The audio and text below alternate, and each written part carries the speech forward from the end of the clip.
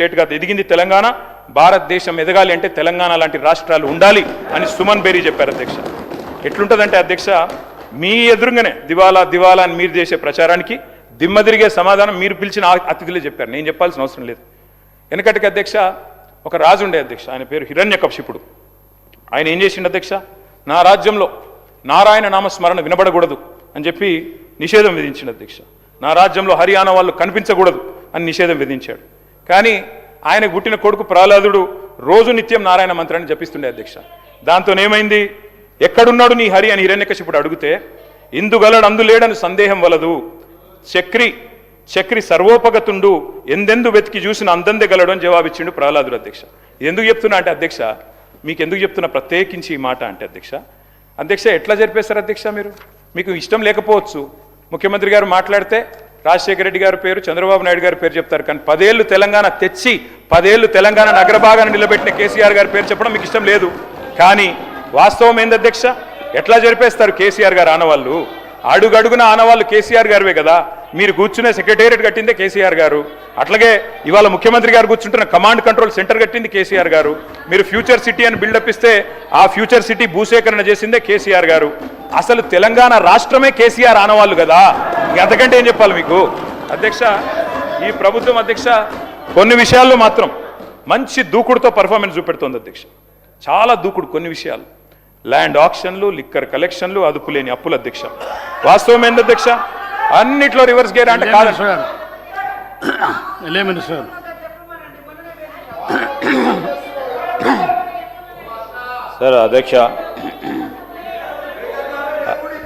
అధ్యక్ష సార్, ఈరోజు మేమిక్కడ ప్రభుత్వంలో ఉన్నది ఆలోచన చేస్తూ ఉన్న తీరును కూడా ప్రజలందరూ కూడా గమనిస్తూ ఉన్నారు అధ్యక్ష. ఆషామాషిగా ప్రభుత్వాన్ని నడుపుతలేం, బాధ్యతాయుతంగానే నడుపుతూ ఉన్నాం. మీరు యజ్ఞం అనుకోలేదు, ఇప్పుడు అనుకుంటున్నారు. ప్రభుత్వంలో లేనప్పుడు ప్రభుత్వం అంటే 10 సంవత్సరాలు యజ్ఞం చేస్తే బాగుంటుండే వీళ్ళలాగానే అనుకుంటున్నారు. చాలా సంతోషం ఇప్పుడు అన్నా గుర్తిస్తున్నందుకు. కానీ ఈరోజు నేను ఎందుకు చెప్తా ఉన్నానంటే అధ్యక్ష, ఫ్యూచర్ సిటీకి సంబంధించిన అంశం వచ్చే వరకు ఆ రోజు బట్టి విక్రమార్క గారు కానీ కాంగ్రెస్ పార్టీ పక్షాన కాలుష్యతమైన పరిశ్రమలు రావద్దు, ఒక గ్రీన్ ఫార్మాకు సంబంధించిన అంశం తీసుకురావాలనే ఉద్దేశంతోనే పోతా ఉన్నాం అధ్యక్ష. కాలుష్యం లేని ఏ విధంగానైతే మరి ఫార్మాకు సంబంధించిన అంశం విషయంలో సరే, ఎక్కడైనా ఒక ఇండస్ట్రీ వచ్చినప్పుడు ఇండస్ట్రీకి సంబంధించిన ఈకో సిస్టమ్ క్రియేట్ అవుతుంది అధ్యక్ష. వారికి కావాల్సిన అవసరాలను తీర్చడానికి రెసిడెన్షియల్ ఏరియా వస్తుంది, వారికి కావాల్సిన ఎంటర్టైన్మెంట్ ఏరియా వస్తుంది, స్పోర్ట్స్ ఎరీనా వస్తుంది, ఐటీకి సంబంధించిన వారి పరిశ్రమలకు సంబంధించిన అవసరాలను దృష్టిలో పెట్టుకొని ఆ ఎరీనా కూడా క్రియేట్ చేయాల్సి వస్తుంది. లేకుంటే మనం క్రియేట్ చేసుకుంటే ఆటోమేటిక్గా సహజంగానే వచ్చే అవకాశం ఉంటుంది. సో ఈరోజు దానికి ఒక స్పెసిఫిక్గా అక్కడ గ్రీన్ ఫార్మా మేము చేపడుతున్నామని ఈరోజు కోర్టులో కూడా చెప్పడం జరిగింది అధ్యక్ష. వెనుకకు పోతున్నాం మేము, దేని విషయంలో కూడా బేషిజాలు లేవు. ఈరోజు కూడా స్పష్టంగా పోతున్నాం. మీరు ప్రజలను పక్కదారి పట్టించే ప్రయత్నం చేస్తూ ఉన్నారు, చేయండి. కానీ మేము ప్రజలకు చేసే తీరుని మంచి ఆలోచన ముందుకు పెట్టే ప్రయత్నం చేస్తూ ఉన్నాం అధ్యక్ష. వీరు చెప్తా ఉన్నారు, అరే 5,75,000 కోట్ల ఎంఓయూలు చేసుకున్నారంటే ఎందుకు చేసుకున్నారు, చేసుకోకుంటే బాగుండేదని వారి ఆలోచన కనబడతా ఉంది. సరే, వారి ఆలోచన ఆ విధంగా ఉంది కానివ్వండి. వారికి ఆ విధంగా కాదు, 5,75,000 ఎంఓయూలు చేసుకున్నంత మాత్రాన మాకు కూడా తెలుసు అధ్యక్ష, వారికి కూడా తెలుసు. వారు కూడా వెళ్ళారు, దావోస్కి వెళ్ళారు, ఇతర ప్రాంతాలకు వెళ్ళారు. ఈరోజు మహారాష్ట్ర కానీ ఇతర రాష్ట్రాలకు సంబంధించి ఒక పోటీ ప్రపంచంలో మనం ఉన్నాం అధ్యక్ష. ఈరోజు మేము ముఖ్యమంత్రి గారు, మహారాష్ట్ర ముఖ్యమంత్రి గారితో మనం మాట్లాడితే ఎంఓయూలు చేసుకున్న తర్వాత అసలు గ్రౌండ్ అయినవి ఎంత శాతం ఉంటుంది మీ దగ్గర అని అడిగారు. ఎందుకంటే అత్యధిక శాతం ఎంఓయూలు వాళ్ళే చేసుకుంటారు డావోస్కి వచ్చి ఇంటర్నేషనల్ ప్లాట్ఫామ్స్ మీద. 30 to 40% విల్ బి గ్రౌండెడ్. మా దగ్గర ఎప్పుడు కూడా ప్రతి సందర్భంలో అవుతుందని చెప్పారు, వారికి కూడా తెలుసు. నేను definitely I'm standing over here on this August house అధ్యక్ష. We will give the white paper, we will submit everything onto the floor of the house. We are striving very consciously, conscientiously, trying to prove ourselves that Telangana will definitely rise. He speaks about, Adhyaksha, Mahilalanu లక్షాధికారులను చేస్తామని ఆ రోజు రాజశేఖర రెడ్డి గారు ఇదే సభలో చెప్పారు. పెద్దలు ఇద్దరు ముగ్గురు కూడా ఇదే సభలో ఈ ప్రాంతంలో ఇక్కడ ఉన్నవారు కూడా ఉన్నారు అధ్యక్ష.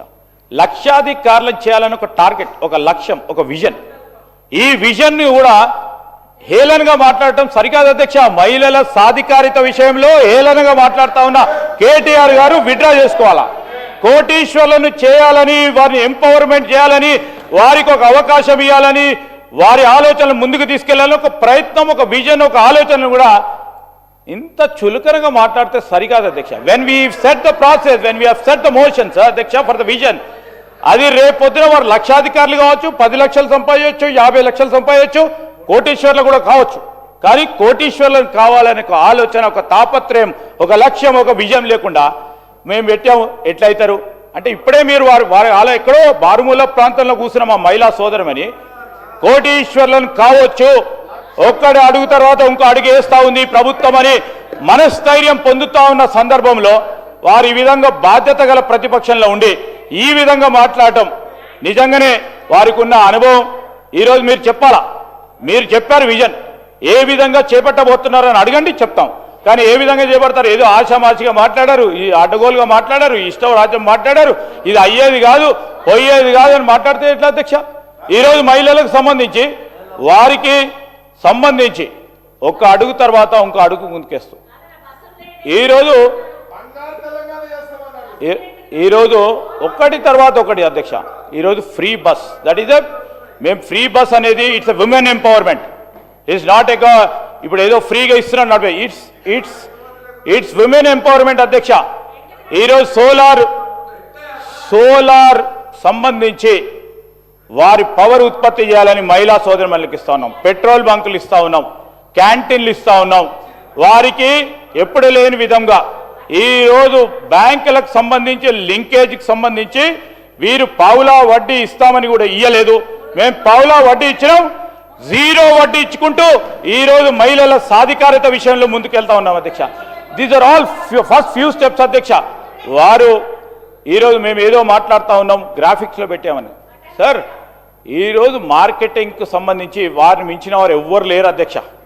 అడ్వర్టైజ్మెంటు, మార్కెటింగు, సోషల్ మీడియాలో గోబెల్స్ ప్రచారం చేయడంలో వారికి మొత్తం ఈ ప్రపంచంలో ఎవరికి దిట్ట లేకుండా పనిచేస్తూ ఉన్నారు అధ్యక్ష.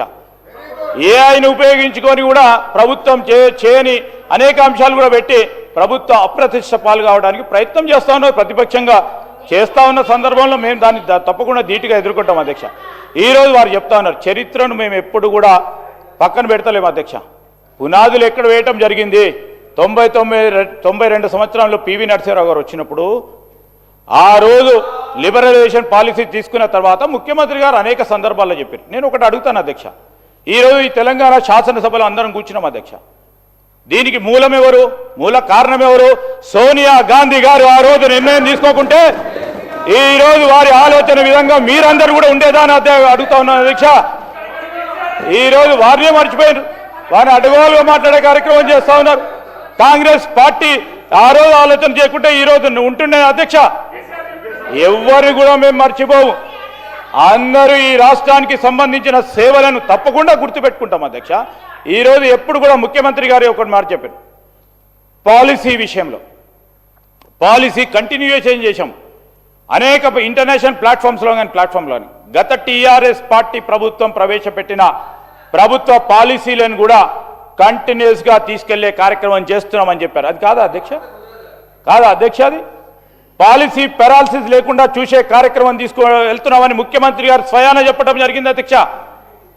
Continuation of the policy the main asset for this state to develop. That is the confidence anybody would have built. అందుకోసమే 1992 నుంచి ఎందుకు చెప్తున్నా అంటే కంటిన్యూషన్ ఆఫ్ ద పాలసీ అధ్యక్ష. పక్క రాష్ట్రాలు చూస్తూ ఉన్నాం మనం, కంటిన్యూషన్ ఆఫ్ ద పాలసీ లేకపోవడం వల్ల ఎన్ని ఇబ్బందులు పడతా ఉన్నారో, ఎన్ని వారు ప్రామిసెస్ చేసినా రేపు 99 పైసలకు 1 ఎకరం వారి కమర్షియల్ ప్లేసెస్ ఇచ్చినా కానీ అక్కడ పోయడానికి పారిశ్రామికవేత్తలు ఇబ్బంది పడతా ఉన్నారు. ఈరోజు కంటిన్యూషన్ ఆఫ్ పాలసీ ఉంది. ఈరోజు మేము 10 సంవత్సరాలు ఉంటాం, ఇంకా ఉండాలి, ఇంకెవరైనా వచ్చినా కానీ దాని తదుపరి కంటిన్యూషన్ ఆఫ్ పాలసీ ఉండదని ఒక ఇన్వెస్టర్కి నమ్మకం, ఒక పెట్టుబడిదారికి నమ్మకం ఇస్తూ ఉన్నాం. కనుకనే ఈ విధంగా పరిశ్రమలు వస్తూ ఉన్నాయి, పారిశ్రామిక సంబంధించిన వాతావరణం పెరుగుతూ ఉంది. దాన్ని మీరు అడ్డుకోవద్దని చెప్తా ఉన్నాను. సరే, మీ హయాంలో మీరు చేసింది కావచ్చు, దానికి 10 అంతలు చేయాలని ఆలోచన ఉండటం తప్ప, ముందుకు తీసుకెళ్లడం తప్ప, దానికి 100 సార్లు తీసుకెళ్లడం తప్ప, 2034 వరకు 1 ట్రిలియన్ ఎకానమీ చేయాలి, $200 బిలియన్ ఒక విజన్ పెట్టుకొని ఒక్క అడుగు తర్వాత ఇంకో అడగటమే తప్ప అధ్యక్ష. ప్రజలందరూ కూడా చూస్తూ ఉన్నారు. ఇది తప్ప ఏదైనా మనం చెప్తున్నప్పుడు ఎవరైనా చిన్నపాటి విద్యార్థి కూడా అనుకుంటాడు, మేము ఈ ఇంటర్మీడియట్ చదువుకున్న తర్వాత ఎంబీబీఎస్ చదువుకోవాలన్నా, ఇంజనీర్ చదవాలన్నా, లేకుంటే బీకాన్ చదువుకొని సీఏ కావాలన్నా, లేకుంటే ఇతర చదువులు చదువుకొని ఏదో ఏదో లక్ష్యం పెట్టుకుంటారు అధ్యక్ష. నువ్వు పెట్టుకున్నప్పుడు నువ్వు ఎట్లా పెట్టుకున్నావా? నీకు ఇంకే రాలేదు, ఓ క్లాసే పాస్ కాలేదు, 2వ క్లాస్ పాస్ కాలేదు, 3వ క్లాస్ పాస్ కాలేదని నీరుగార్చే కార్యక్రమం చేస్తూ ప్రజల విశ్వాసాలను కూడా మరి వ్యంగ్యంగా మాట్లాడొద్దని మా గౌరవ శాసనసభ్యులు మరి కేటీఆర్ గారికి మేము మరొకసారి తెలియజేస్తా ఉన్నాం అధ్యక్ష. కేటీఆర్ గారు. సార్ నేను 10 నిమిషాలు మాట్లాడితే మంత్రులు 40 నిమిషాలు మాట్లాడుతారు. దయచేసి you have to come to my rescue sir. మంత్రి గారు నాకు చాలా చక్కగా అనిపించింది అధ్యక్ష, చాలా